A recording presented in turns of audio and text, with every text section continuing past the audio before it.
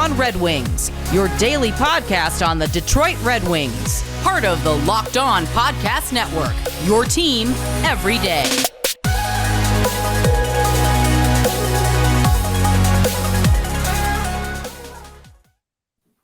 Welcome back to the Locked On Red Wings podcast. It's your team every day. I'm your host, Brian Fisher. With me, as always, is your other host, Scotty Bentley, host at Locked On Tigers. And man, we just keep getting kicked while we're down. Like I don't have the jerseys up. I don't even have the hat on. Not even hiding my shame. Like there's just. I don't have a hat on either, man. Scott, well, yeah, you got luscious locks, you bastard. Scotty, man, what else is there to say at this point? Like, we got kicked while we were, like, the Red Wings game got postponed. We were going to preview that today. Team USA, which we'll get into later. They had to forfeit their game because of positive case, and we know it doesn't end with just 2 positive cases. I mean, dude. We just cannot catch a break. And the NHL did come back today, like they said they would, or they came back yesterday now by the time you're listening to this, and the games happened. Vegas Golden Knights played, Tampa Bay played. And it felt weird seeing highlights on Twitter and then also knowing that tomorrow's Red Wings game is getting postponed. Alex Nedeljkovic came off COVID protocol, but apparently it wasn't enough. After practice, Blashill said that he got a call from Steve Yzerman, obviously the general manager, and said that there's just not going to be a game tomorrow because both teams are still dealing with issues. I had thought, and I didn't go through the roster and count who was still out and who was back, but after the plethora of players and coaches they got back yesterday, or Monday rather, I thought that there was enough people to play a hockey game for the Red Wings. So maybe it was mostly an Islanders issue. I don't know their COVID situation, but I'm exasperated, Scotty, because it feels like every episode this past week and a half, it's been the same conversation every day and talking about the COVID protocols and how it's not working. And it's NHL's going to come back. Then they're not going to come back. Then they're going to come back. Oh, Red Wings game is postponed again, man. It's a merit. Like you said it the best before the show even started. It's just a merry-go-round. It is. And yeah, it sucks. It's not fun for anybody. It's not fun for the fan at home that just wants to watch their team. It's not fun for the players. It's not fun for the owners. It's not fun for the people that have to talk about them every single day. It's really not fun for anybody. And yeah, I mean, I would like to think that because I am going through the exact same thing over in the baseball world with Locked On Tigers, that I could have brought like advice or hey, here's some stuff we could recycle over on that show. But no, there's both of my worlds, both areas that I cover are in a complete just nothingness. And it's so fun. It's so fun to think of brainstorm and think of stories and things to talk about every day. It's an absolute blast. To top it all off, in my men's league game on Tuesday night, we lost to an undefeated team 6-0 without 2 of our better forwards, and I re-injured my shoulder by just grabbing a guy. Yeah, you grabbed him as you were ragdolling him. Yeah, okay. Throwing him because he messed with your goalie and you're Brian the enforcer. That is not what happened, but I appreciate the narrative you're trying to go with here, Scotty. No, I just grabbed him while he was skating in stride, and I heard and felt the pop, and I can't twist my arm towards my hand towards the inside because the shoulder, right here on the outside of the shoulder, it's just aching. And I've separated that shoulder before, and it's just the top. It's just the salt in the wound. And today, just the Team USA. If anyone's seen those cartoons where somebody gets thrown, and then a person that gets thrown slides hundreds of feet, that's what happened. Brian threw this dude across the entire length of the ice. because he was talking smack to the goalie, and he just looked at the goalie funny. It needed to be done, and that's Brian's job. That's Brian the enforcer. As they scored another goal en route to a 6-0 loss. Yeah, but they didn't win the fight. Yeah, they won the game, but not the battle. They didn't win the battle. The New York Islanders. Thank you, Scott, for always pumping me up, buddy. Always, baby. New York Islanders lost Brock Nelson Tuesday afternoon. Became the 5th Islander to enter COVID protocol, joining Bolivier, Cal Clutterbuck, Oliver Wahlstrom, Zach Parise, and Kyle Palmieri. Palmieri, who is out with a different injury, non-COVID related. But like this, the strange part about this is like, didn't we literally create a taxi squad for this situation? They're out 5 guys. Isn't the taxi squad like 6 players deep? So I don't understand why they're postponing rather this game while other games are being played. I know the Red Wings are still missing out a few players, but like I said, they got a plethora of guys back. And now on one hand, they're postponing a game, and they postponed a bunch of Canadian games too, just because of revenue dollars. Like it wasn't even about COVID outbreaks. Canada has a lot of provinces are shutting down, like having fans in attendance. So NHL's just like, yeah, we're not going to have home games for Canadian teams right now because they can't have fans. So they're going to postpone those games later on so that the owners can make more money, which is, I guess I'm letting my own personal feelings start to bleed out a little bit. No, you're spit. No, I mean, it's ridiculous. Like I know we see eye to eye on a lot of stuff, and I know that's not necessarily everybody, but regardless of the intent or the reasoning or whatever, it sucks. Like it's just like as we all are. This is not a just me thing. This isn't a just Brian and I thing. Everybody, we're all just so tired of this, man. How could you not be? This is so unbelievably exhausting and draining, and it's not going. Numbers are going up. It's not going away. We're probably headed back into like more restrictions as they were earlier in 2020. I mean, like, I don't agree. I honestly think that, I don't know if are you talking NHL rise or like general? I was talking within the country more so than just the NHL. I think the NHL's done what they're gonna do. The new CDC guidelines come out and they're just that's true. They're just like, dude, if you can go into work, it doesn't matter if you're sick now. Just go. Yeah, they're like, figure it out, man. Dude, whatever you got to do, I guess. And regarding the CDC guidelines, right, that's NHL, a good transition, right? They are talking because of the new shortened 5-day isolation period. The NHL's talking about changing their protocols, which is something that we talked about. We teased yesterday because we kind of saw this coming. Of course, the NHL will revisit it after the CDC changes their stance. Revisits their stance after, new information comes out, I guess is what I'll say. And like also on top of that, they're pursuing an NBA-like position where you don't test asymptomatic, which is another thing we brought up because the NFL started doing that. So on one hand, you have the NHL postponing games for guys with COVID protocol. And I guess the defense to that is it's still their protocol right now. So you're going to continue to postpone those games and playing others, while on the other hand, trying to change the protocol to be more lenient. So it's just the inconsistency on which side they're falling on. And again, now it's going back to the last 2 days where all we talk about is the NHL's inconsistency on how they're approaching the COVID situation. And at this point, Scotty, I hate to sound like a defeatist, but I'm defeated. I think we all are, man. Strained me. I don't care. This is awful. I feel like I shouldn't say this, but I almost don't care which direction they go anymore, as long as they pick a direction and we can move on with our lives. With the amount of players that are still out and the amount of games they're postponing, just shut the season down or don't care at all anymore. The way they're doing it just doesn't make sense. Postponing some games, playing others. It's going to be a mess for schedule makers. It's going to be a mess for the people who work at the arenas. Pick a lane and stay in it. I guess that's the moral of my story. Pick a lane and stay in it. No, I mean that's a life motto, right?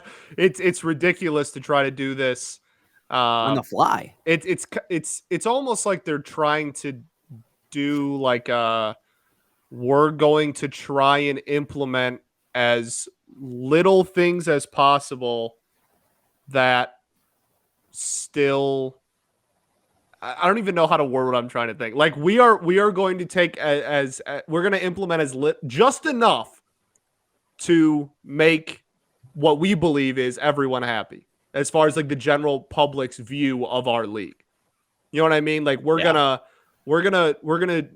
do as little as we can to still be crossing that threshold. And they're doing a horrible job. Yeah, no. Horrible job. That's a good way to just that is the motto of the league this year. Just add it to the logo, slap it on. Instead of the NHL across on a diagonal, just say horrible job because it's been awful.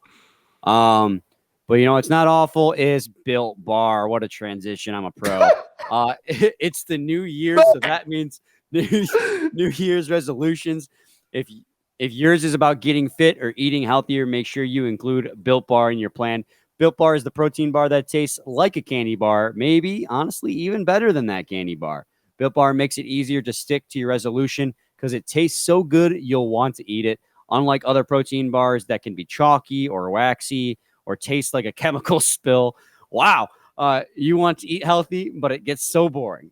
By like week 3, you might be thinking, this is just not worth it. Where's the chocolate? Well, Built Bars, 100% real chocolate. And there's so many different flavors to choose from: coconut almond, peanut butter brownie, raspberry cookies and cream, salted caramel, mint brownie, and many more. In fact, Built is always coming out with new limited time flavors. So go to Built.com often to see what's new. Go to Built.com, use promo code LOCKED15 to get 15% off your order. Use promo code LOCKED15 for 15% off at Built.com.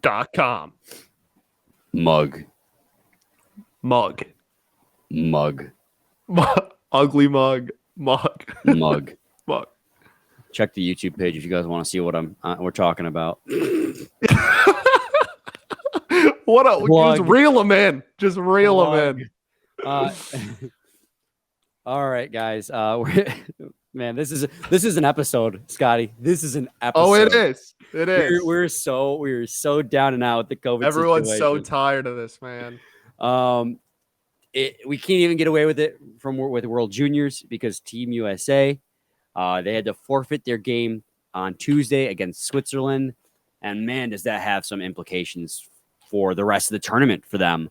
But before we can talk about that, do you want to thank you guys for making Locked On Red Wings your first listen? For your next listen, check out Locked On NHL podcast starting December 31st through January 6th. Get bonus World Junior Hockey Championship coverage with Tyler Kuhl. Subscribe to Locked On NHL on Apple Podcasts, Spotify, and YouTube, especially if you want to hear him talk about Carter Mazur, Red Savage, Simon Edvinsson, Theodore Niederbach, Jan Bednar, Donovan Sabrango, Sebastian Cossa, or Emil Viro. Those are the prospects. 8 for 8, baby. Definitely didn't do that in 2 takes. All 8 first try. We don't got it. We don't got to let them know that I forgot. No, I said definitely we did. No, I said we definitely did do it in 1 take. Everybody knows that now that we did it in 1 take. Yeah. And if you're watching on YouTube, you didn't see that sly cross dissolve into the. Even if you did, it's unrelated. Yeah, unrelated at all together. No, I choked and we had to pause, but I'm good now. That's all. So yeah. This is a banger, Scotty. Team USA, their game got forfeited against Switzerland, which means Carter Mazur and Red Savage did not play. 2 USA players tested positive, one of their goalies and one of their forwards. Those players and the roomies were immediately forced into isolation. So they were not able to play the game against Switzerland. They were forced to forfeit the game. My question to you, Scotty, is Team USA boned? Yes. They absolutely are. No, they're hosed. I mean, it's a slippery slope, as we've seen time and time again by every single NHL roster there is at the moment. Yeah, they're hosed. They're gonna go, and then with the protocol, like if you're there's only 2 people right now, right? But if like your roommate is test positive, then you're like on the list now automatically. Or if you like have dinner too close to them or something, like there's so many other contact tracing stuff on top of just the testing, that I mean, they're host. They're done. Yeah, honestly, it's a shame too, because not that I thought Team USA was going to run the table. Tony Ferrari, when we had him on last Thursday, go back and listen to that. He said they stunk. Yeah, he said they weren't even a medal. Like it wasn't. Yeah, he was like, "Yeah, USA is just not good this year." And he's but it's right. still like roster-wise, you're not that strong. Right, but it's still. I mean, you know, it's our country, right? Everybody wants to see USA play, and they've shocked us before. It's not a set in stone just because their roster on paper looks worse that they're gonna not play very well. But they definitely can't play well if they're testing positive for COVID and not even able to play, right? Because they weren't able to. It couldn't play today because they couldn't get the results back soon enough to see how widespread it is. The problem is it feels like it's never just two. It's not going to end there, and so they isolated everyone immediately. And they isolated people, the roommates of the players who tested positive, and obviously the players that tested positive. Their road to playing tomorrow or today, by the time you're listening, against Team Sweden, one of the juggernauts of this tournament, is every single remaining player has got to test negative twice in a 24-hour period. Now, if a roommate of one of the players who tested positive tests positive himself, it's less threatening because you would expect the roommate. So just because a roommate test positive does not mean the game's immediately done. If it's spread to players outside that room, that's where it becomes a problem. So if you have a guy in room 43B test positive, wow, and specific. I was numbers off the head. I don't know why there's a B in there. That was a really specific room number, man. If and you're on the 4th floor, 3rd room to the left, 2nd on the. Never mind. Keep going. The Aurora Borealis in this room at this time of day, right in my kitchen. That's a Simpsons reference. I like how you actually used the reference and didn't go, the horse's name was what? Yeah, what? If there's guys, it's more widespread outside the rooms these guys are staying in, then it becomes an issue. And you're looking at Team USA being shut down. If they can contain it to just the roommates, they have a chance of playing with a shortened bench, for the rest of the tournament, assuming there's no more positives. But you also have the problem is these players who tested positive played a game the day before, and now you're also worried about the team they played, which I believe was Slovakia. These guys, it's dangerous for everyone. But the problem is like they're willing to make these exceptions and these vast testing protocols for the men's tournament. And I'm happy they are. Like, I'm happy they're trying to do anything to keep the men's tournament going. And I hate to bring it back to this, but like they didn't do any of this for the women's. They just outright canceled it. And it's just like, come on, guys. Yeah, no, it's ridiculous. And the loops that they will jump through to keep the men's out there, and the lack of loops they're willing to even attempt to make to push the women's tournament out there is ridiculous. And yeah, I across all sports, but especially, I don't know if I want to say especially, but just we're talking about hockey, so it's forefronted at the moment that I mean, women deserve a lot better in the sports community as a whole. And like we talked about, 2 days ago now, whatever show that was, they're all blending together at the moment. But there is it's a problem, and it's not fair, and it's stupid, and people should and have every right to be upset over it, because it's pretty blatant bias. Yeah, but I mean, it's pretty obvious what they're doing, and yeah, it's kind of sad, honestly. The one last thing I want to say about the men's team too is that I want to see them get back on the ice. I want to see them play. Everyone does, and that's obvious. And I hate to sound like a pessimist, but we've seen it with the NHL. It's like once one player goes on a COVID list, the rest of them fall like dominoes right now, because the Omicron variant is just tearing through these locker rooms. And again, these two players are asymptomatic. They said Bob McKenzie reported that these two players that tested positive do not have symptoms. But it's just because if you test positive, you're out. This is how it is, and these are the rules. And so all these players are probably going to catch it, test positive, and that's going to be at the end of the tournament for Team USA, and possibly the rest of the tournament if they pass it on to other teams while they're playing. And that sounds very pessimistic, but we've seen it with the NHL, and that's what I'm afraid will happen again. Yeah. I mean, same like what is the like we've seen it. You know what I mean? Like what else is there? There's no analysis when we have firsthand examples of it happening in the NHL. Like yes, that I think they're hosed, and I think that is gonna happen. And it's I'm so tired of it. I'm so tired of it. It's just that's all I could say. Yep. Here we are. When we come back, we'll actually talk about something positive for once. We'll cheer up a little bit because Team Canada did play, and we're cheered. Cheered Connor up. Bedard was. He's nice with it. Then Sebastian Cossa didn't play. Segment 3, Lockdown Red Wings. When we come back, Segment 3, Lockdown Red Wings. So, Austria sucks. That's a nice glass you're holding. Thanks. How did I get this? I don't know how I came into ownership of this glass. Lately, is there like anything on it, or is it just? No, it's just a glass. I had some water in here. Got back from my hockey game. But it's made of glass. Parched. It is. It's glass. Nice.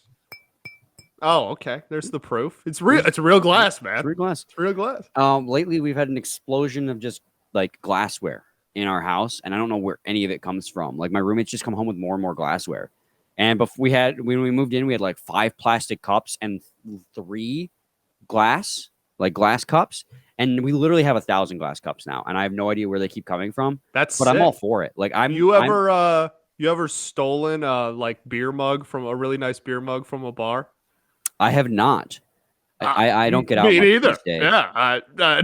Totally. I was just asking hypothetically. Hypothetically speaking. I don't have a cabinet full of cool beer mugs I've stolen. That's not a thing. I don't know. I was just, again, I've heard some people do it, so I was just wondering. Hello, 911. It's not even like it's just like, oh, like this is sweet. I've had waitresses. I've told waiters and waitresses. They've been like, all right, I'll help you sneak it out. They're like, all right, cool.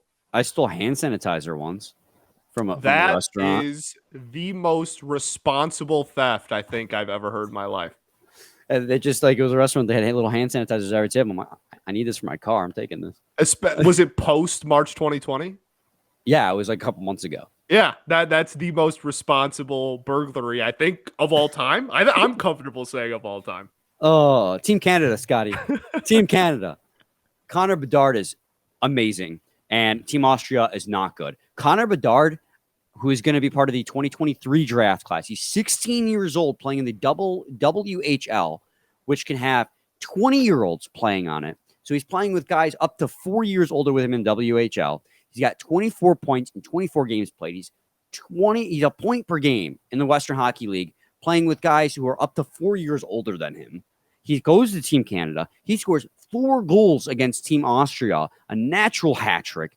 As Team Canada goes onto a rout, 64 shots to 22 shots. Team Austria they're not good. I mean, I'm sorry, Team Austria guys, if you're listening to this. I don't want you to hurt your feelings, but like, let's be honest.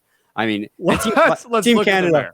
Team Canada is like they're the class. You know, Sweden and Canada are the class of the World Juniors this season, and he outshoots Team Austria in the first period 7-6 or something like that. I mean, Connor Bedard is unreal, and granted, part of it is the competition they played against today. But I mean, the fact that they're starting him on the 3rd or 4th line in these games, like, and he's still scoring a natural hattie. Like the dude is 2 years away from getting drafted and still far and away 1-1 by now. Like, I don't want to make McDavid comparisons, but I mean, hey, his first name is Connor.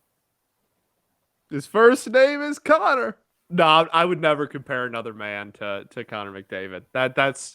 That's not fair for fans. It's not fair for the kid, mostly. I mean, geez, you know, what lofty. But he's unreal, though. And it's kind of crazy. We're going on this stretch where for the next 2 years, we've known that Shane Wright's going to go 1-1 next year for a while now. I think that's pretty comfortable, and that's pretty confident to be able to say that. He's definitely the biggest name already in that draft. Oh, yeah, for sure. And now we have Bedard, who's 2 drafts away, and everybody's like, yeah, he's probably going 1-1. You know what I mean? Like, it's just a wild. Hockey's fascinating that way.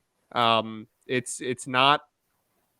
There's not too many other sports where you can kind of peg somebody at that young of an age as, this kid, this is the kid. And when his draft rolls around, you best believe it. And it's the way it has to do with the way hockey's set up. Just, if you're playing any other sport, you're only playing against other people your age. Hockey's the one sport where it's like you're 20. Right. If you're 16, you're allowed to play against kids that are 4 or 5 years older than you and prove that you belong kids, there. Men. Right. Exactly. So because that's how hockey is set up, you have that ability where you can kind of put a pin on somebody 2, even 3, like in McDavid's case.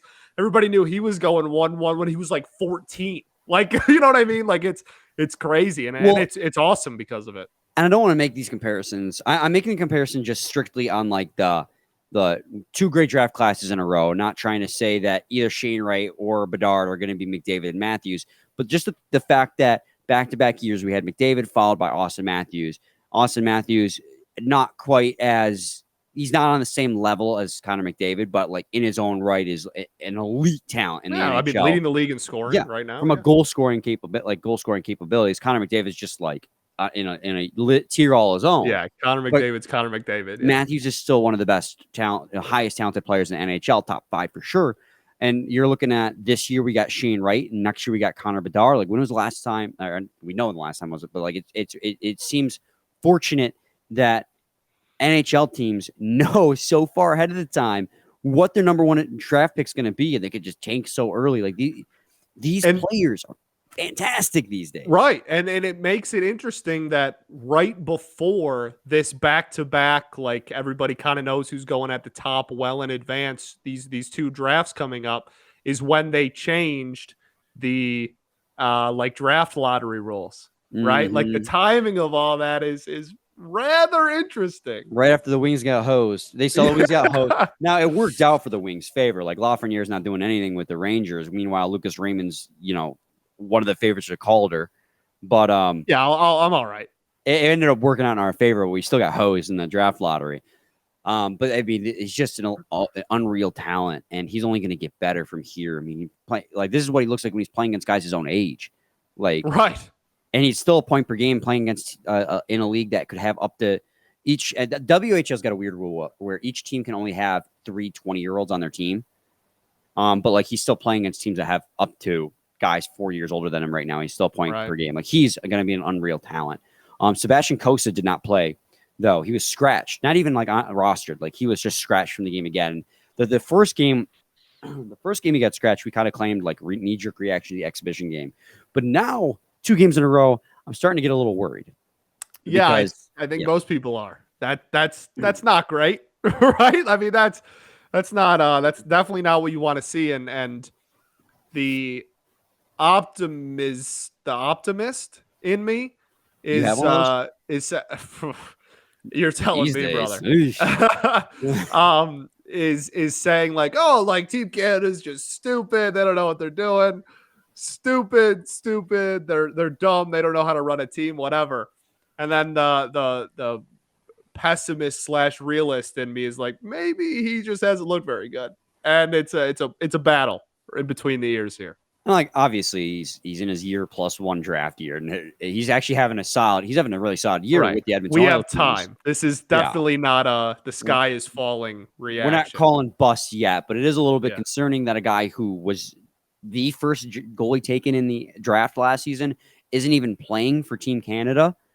Like that, yeah, the alarm bells are starting to like ring, and I'm not not calling him a bust by any stretch of the imagination. We got years to find out how this is going to pan out, and I don't want to bring Jesper Wellstat into the conversation because we know he's playing phenomenal with Sweden. We know, people were projecting him to be top 10, and he fell to late teens. And was the second goalie taken. After Sebastian Cossa. Red Wings traded up to make sure they got Cossa over Wellstat. But like he's just it is a little concerning, and I hope that he plays in one of these games so we can see. But maybe the goalie competition is just that good for Team Canada that these 2 other goalies that are playing for him are just as good, if not better than Cossa. But if they are, then that raises other questions. Yeah, there's it's impossible for this to happen and for the fan base not to ask a ton of questions.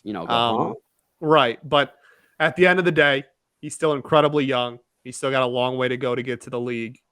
This is certainly not like, what did we do? This was a stupid decision, blah, blah, blah. Like there's still years to come where before that label is even remotely close to being justifiably brought up. But it's in the same breath, it's impossible for this to happen and for you to not kind of scratch your head a little bit and go, all right, well that's not great. No, it's not great. And again, don't want to like knee-jerk reaction and say he's a bust, because he's not. Like, he's got years to improve, and he's going to get better. And I'm fairly confident. I trust Stevie. I trust his eyes. Of course. But like Tony Ferrari said, in the end, like, even the best GMs only hit like 30% of the time. So we'll see. That's all we can say is we'll see. We'll see, baby. All right. Scotty, any final thoughts? Almost time, man. Almost time. Go blue, baby. Maybe our Monday episode can be just breaking down that game instead, if there's still no Red Wings. If we win, sure. It's a big if. The Red Wings aren't set to play again now until New Year's Eve at LCA. I don't know. I have a feeling I'm not going to get that lucky to get New Year's Eve off. So they'll probably play that hockey game. The world's luck versus Brian's luck. It's a epic battle. It's not that epic of a battle. I get squashed pretty much every time I try to face up against luck.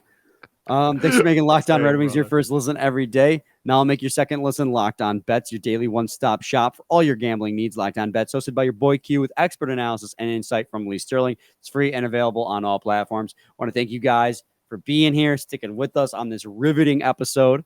Locked On Red Wings, as COVID just continues to kick us while we're down. Hopefully that ends soon. Hopefully we can get some fresh content to you guys that's not just talking about the NHL's incapabilities about with the whole situation. In the meantime, we got World Juniors, and same time, same place. It's your team every day. Every day. We love you guys. Thanks for being with us.